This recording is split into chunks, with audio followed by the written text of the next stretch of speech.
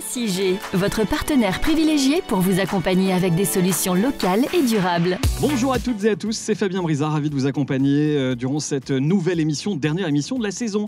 Avant l'été, évidemment, agissons pour demain avec SIG et une émission un petit peu particulière pour cette dernière puisque nous sommes actuellement sur le barrage de Chancy-Pougny, à l'intérieur même de ce barrage, juste à côté des turbines. Vous les entendez peut-être derrière moi. Des invités vont nous rejoindre évidemment tout au long de cette émission pour parler d'un bel anniversaire, le 100e anniversaire de ce barrage du côté de Chancy-Pougny. On va en parler tout au long de cette heure avec des invités. Christian Bernet également à mes côtés. On va les retrouver dans quelques secondes, dans quelques minutes. SIG, votre partenaire privilégié pour vous accompagner avec des solutions locales et durables. On est à la frontière entre la Suisse et la France avec une implantation évidemment dont on va pouvoir discuter tout au long de cette émission. Des invités qui nous rejoignent et Christian Bernet à mes côtés. Bonjour. Bonjour Christian. Alors on peut peut-être commencer par une petite présentation du lieu où on se trouve, ce lieu magistral. Moi j'ai été saisi à l'entrée, on est dans la salle des machines. Exactement, on est dans la salle des machines, c'est un grand bâtiment tout en longueur. Il faut imaginer, c'est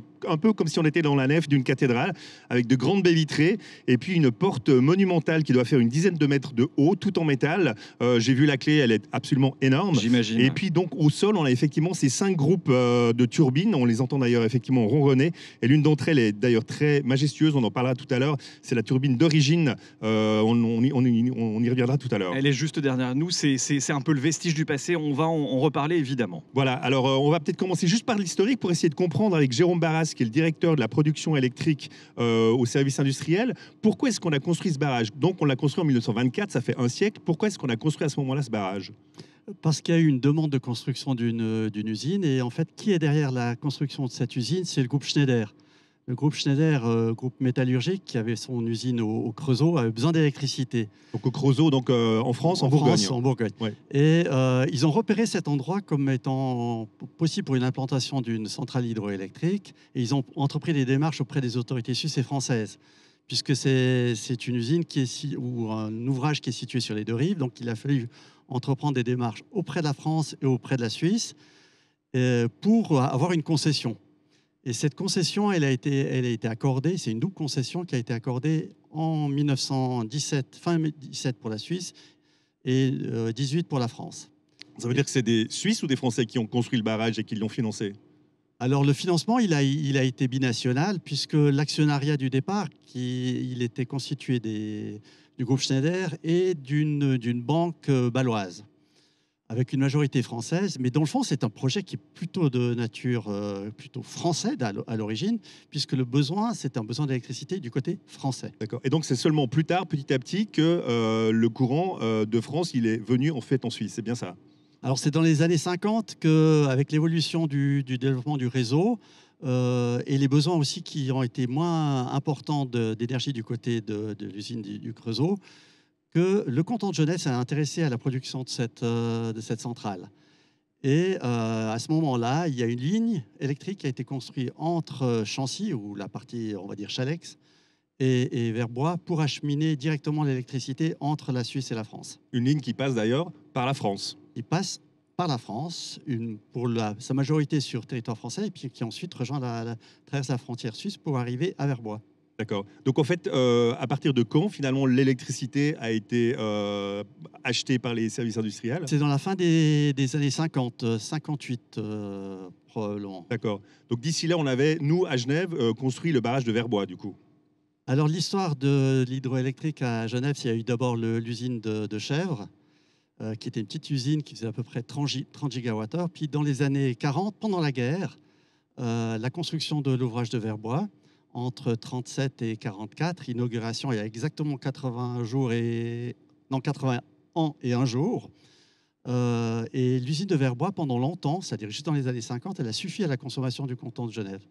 Mais avec la croissance et l'électrification en fait, de tous les usages, pas seulement à Genève, eh bien, le canton de Genève, pour assurer son autonomie énergétique, s'est intéressé à la production de Chancy-Pougny. D'accord. Alors la production de Chancy-Pougny, c'est combien de gigawattheures et ça représente combien par rapport aux besoins en fait, du canton? Alors, avec une petite subtilité, si je peux me permettre, puisque c'est la question à laquelle les auditeurs doivent répondre aujourd'hui. Alors, on va peut-être se contenter des gigawattheures. Ça parlera peut-être aux moins novices d'entre nous.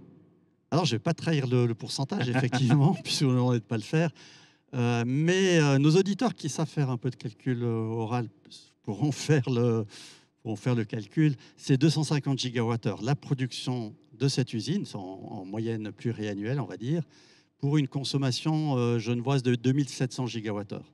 SIG, votre partenaire privilégié pour vous accompagner avec des solutions locales et durables. Christian Bernet, on a des invités à nos côtés que vous allez continuer de nous présenter évidemment durant cette émission. Oui, on a effectivement Stéphane Friedli qui est vice-sous-directeur de l'ouvrage ici.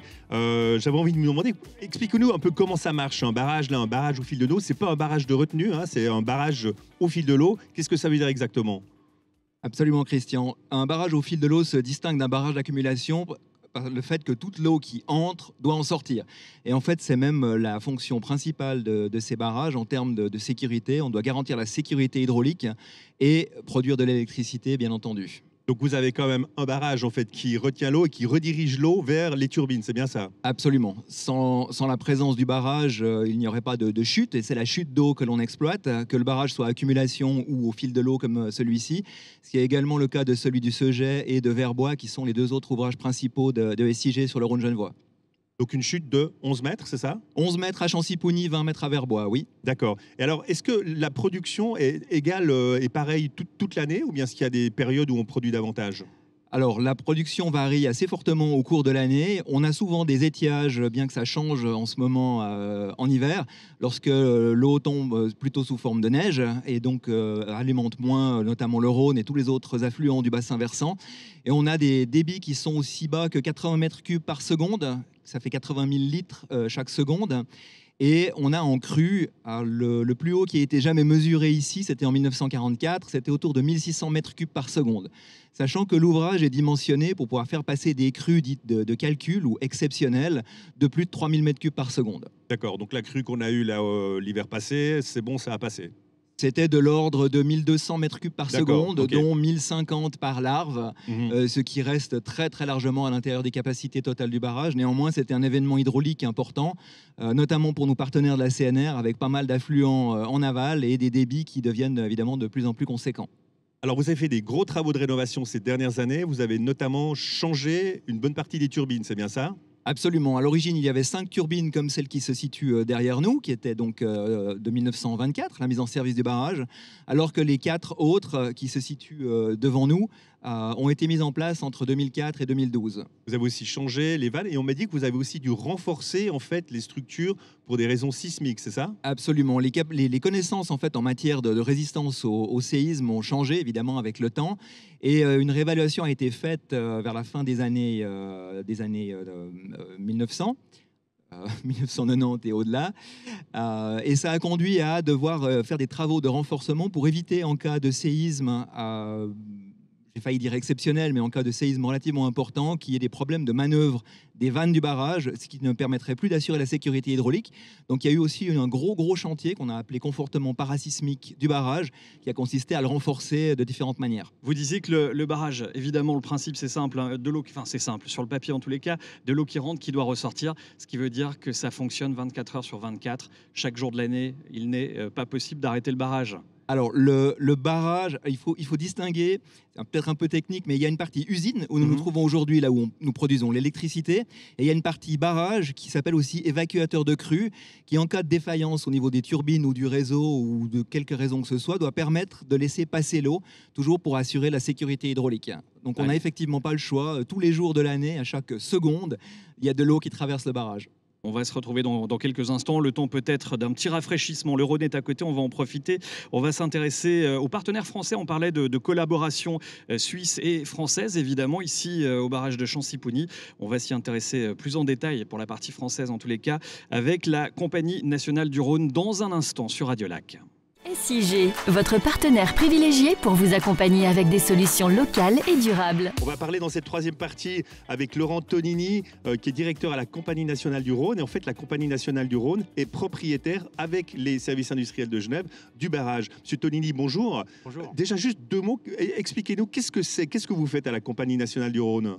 Alors, la CNR, c'est une entreprise un peu particulière. Elle a 3 objets principaux dans ses missions. C'est de produire de l'hydroélectricité, 2, d'assurer le service public de la navigation sur le Rhône, la navigation et le transport fluvial. Et 3, la mission historique complémentaire, c'est l'irrigation et les emplois agricoles. Et on a une 4e mission qui s'est rajoutée dans le temps, qui en gros est une mission d'accompagnement des territoires et une mission en faveur de l'environnement. D'accord. Et alors des barrages d'ici, enfin depuis la France jusqu'à Marseille, vous en avez Jusqu'à la combien? mer. Jusqu'à la mer, donc il y a 19 barrages et usines. 19 barrages, voilà, ok. pour une puissance installée de 3000 MW sur le Rhône, ce qui est colossal, mais on ne peut pas comparer avec les valeurs qu'on a données tout à l'heure. Vous avez de quoi fournir l'électricité en Suisse en bonne partie, en fait. Hein, certainement. Ouais, d'accord, ok, très bien. Ok. Comment vous faites pour gérer tout ça? Il doit y avoir des intérêts très divergents entre les intérêts des agriculteurs, des gens qui veulent naviguer sur le Rhône, des producteurs d'électricité. C'est vous qui gérez tout ça, en fait. Vous faites l'arbitre, c'est ça? Alors, on n'a pas une position d'arbitre du tout. Par contre, on a une triple mission depuis l'origine, et la CNR date de 1933.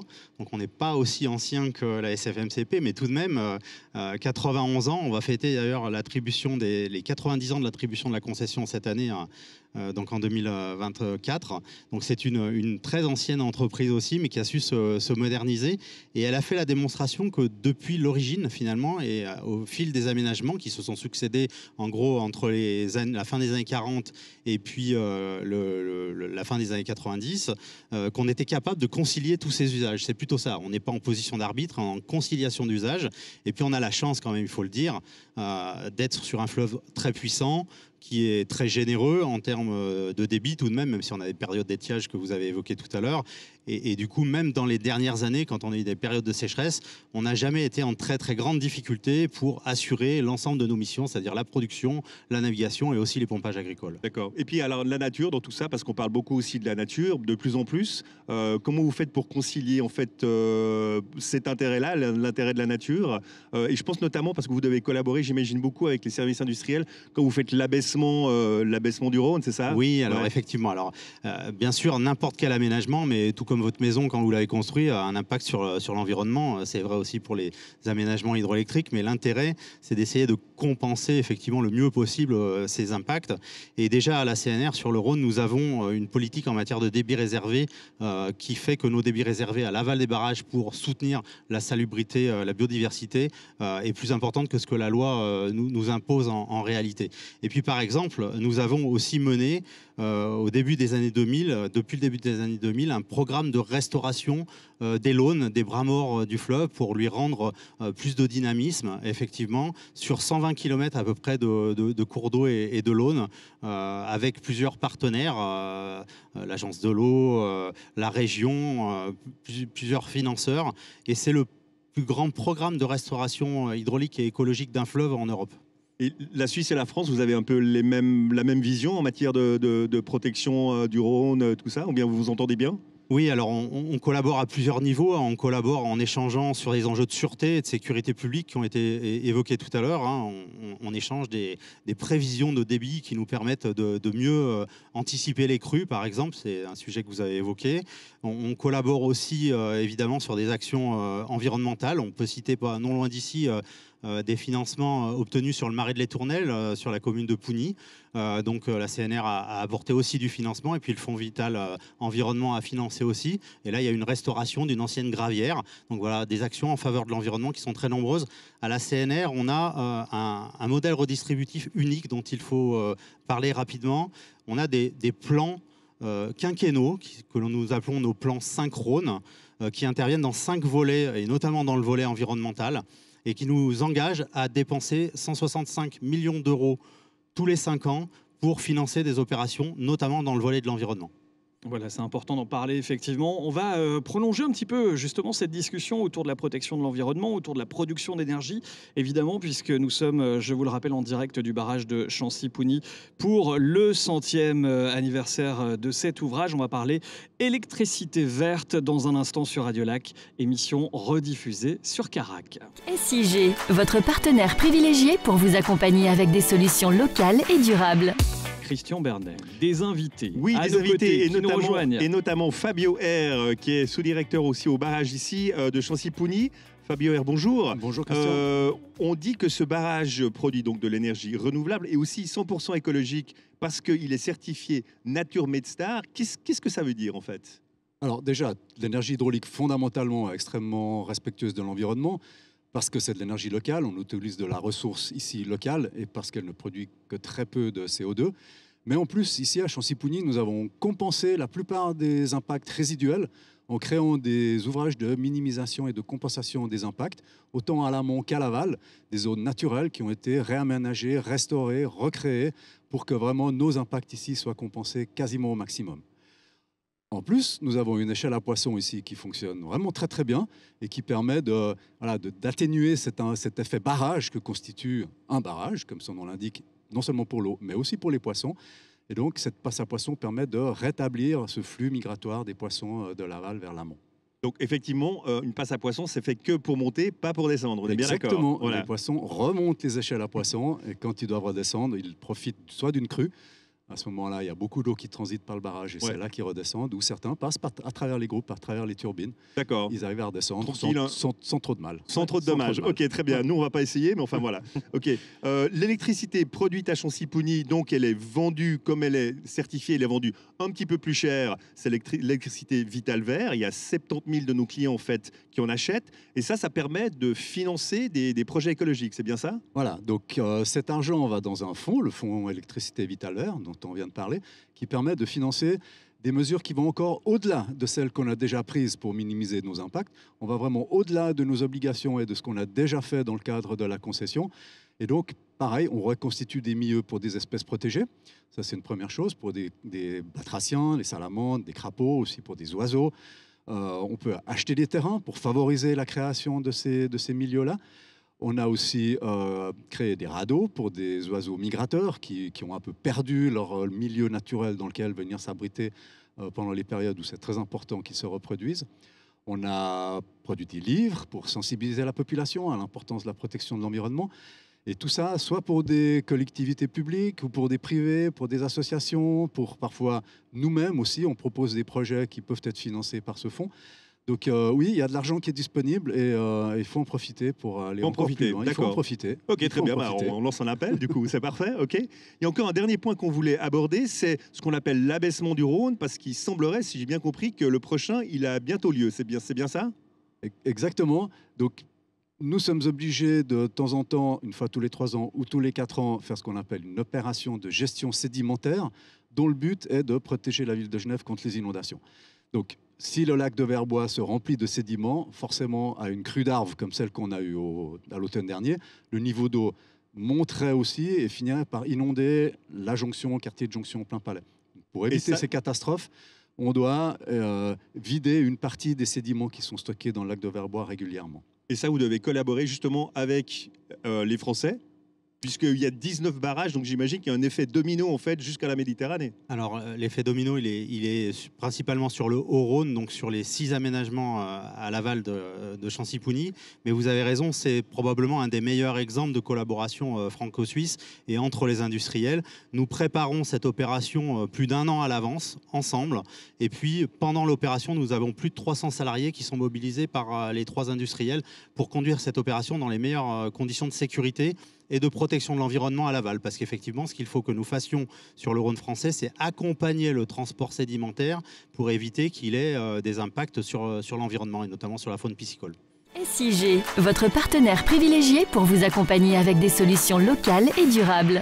Quelques rendez-vous culturels également, Christian Bernet. Oui, avec tout d'abord Vessie en mouvement. C'est une exposition événement de longue durée avec une riche programmation d'animation sur les thématiques des énergies renouvelables, de la nature et de l'eau. C'est donc aux Berges de Vessie. Cette exposition a débuté fin mai et se prolongera tous les mercredis après-midi et le dimanche aussi jusqu'au 20 octobre avec une pause estivale en juillet. Plus d'informations sur lesbergesdevessie en un seul mot.ch et puis vous trouverez aussi l'exposition Contemplation de Mathieu Ricard qui a toujours lieu donc à l'espace quartier libre de SIG au Pont de la Machine. Ça, c'est au centre-ville. Et c'est magnifique. Si vous n'avez pas eu l'occasion encore d'aller voir cette exposition, lieu même où nous avions d'ailleurs tourné une précédente émission d'Agissons pour demain, eh bien, allez découvrir cette magnifique exposition de tirage noir et blanc, de grands tirages du photographe et philosophe et bouddhiste Mathieu Ricard. Voilà pour les infos. Toutes les infos évidemment à retrouver sur le site internet SIG. Merci à vous, Christian Bernet. Merci à nos invités qu'on peut encore peut-être saluer et nommer une dernière fois avant de nous quitter. Allez, il y avait Fabio R, Jérôme Barras et puis monsieur Laurent Tonini. Voilà, merci à eux, merci à vous d'être venus nous rendre visite, ou plutôt nous sommes venus vous rendre visite ici au barrage de Chancy-Pougny, une émission que vous retrouvez bien sûr en podcast sur radiolac.ch et en rediffusion sur Carac. Rendez-vous désormais à la rentrée pour le retour d'Agissons pour demain avec SIG sur Radiolac. Très bel été à tous. SIG, votre partenaire privilégié pour vous accompagner avec des solutions locales et durables.